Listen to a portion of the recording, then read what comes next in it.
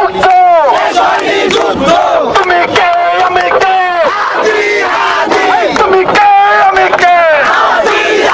আপনাদের যে দাবিগুলি এটা খুবই যৌক্তিক দাবি, এটা যত তাড়াতাড়ি বাস্তবায়ন করা যায় এটার জন্য আমরা অলরেডি কিছু পদক্ষেপ নিয়েছি। আমরা চাষারাতে স্বরাষ্ট্র উপদেষ্টাকে নিয়ে এসেছি, আপনাদের সামনে হাজির হয়েছি। আপনারা ইতিমধ্যে জানেন নারায়ণগঞ্জ সহ দেশের আইন শৃঙ্খলা পরিস্থিতি কিরকম। তাই আমরা কিছু দাবি নিয়ে এসেছি। দাবিগঞ্জ থানা এবং ২৫০০ থানা থেকে ১৪০টি অস্ত্র উদ্ধার লুট হয়েছিল, যার মধ্যে প্রশাসন ১০০টি উদ্ধার করেছে বলে আমরা জানতে পেরেছি।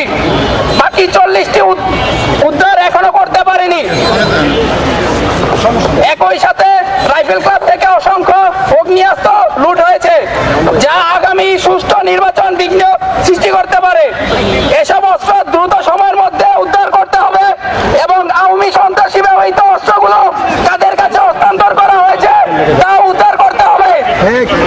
২ নম্বর দাবি, আওয়ামী লীগ ও ওসমান পরিবার বিভিন্ন দোষরা তারা নারায়ণগঞ্জে অবস্থান করছেন তা আমরা জানি। তাদেরকে অনতিবিলম্বে গ্রেফতার করে বিচারের আওতায় আনতে হবে।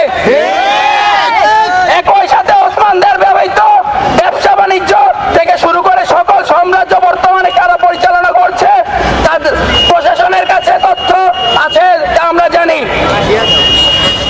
তাদেরকে দ্রুত আইনের আওতায় আনতে হবে, কেননা এই সাম্রাজ্য অর্থ দিয়ে আমাদের ভাইদেরকে হত্যা মামলা নিয়ে বাণিজ্য হয় তাও আমরা জানি। এগুলো অনতিবিলম্বে বন্ধ করতে হবে এবং থানা কোর্টকে রাজনীতিক বলে মুক্ত রাখতে প্রশাসনকে সচেষ্ট থাকতে হবে।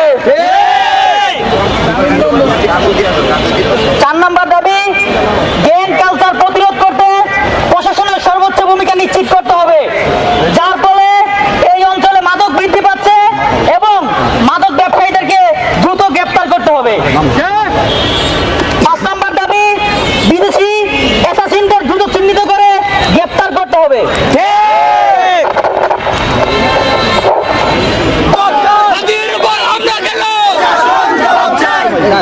ছাত্র ভাইরা বোনেরা আসসালামু আলাইকুম।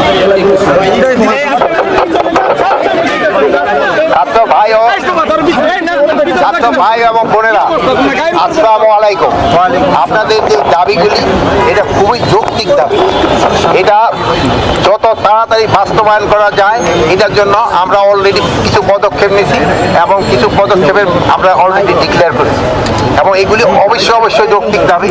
আরেকটা জিনিস, আমাদের ওসমান হাদি ভাই আহত, এর জন্য আপনারা সবাই আল্লাহর কাছে দোয়া করবেন উনি যেন সুস্থ হয়ে আমাদের মাঝে আবার ফিরে আসতে পারে এবং ওনার যে বিভিন্ন কর্মকাণ্ড এটা কিন্তু দেশের জন্য খুবই মঙ্গলজনক ছিল এবং উনি যেন এই কর্মকাণ্ডগুলি করতে পারে এই জন্য আপনারা সবাই আল্লাহর কাছে একটু খাস দিলে দেয়া করবেন।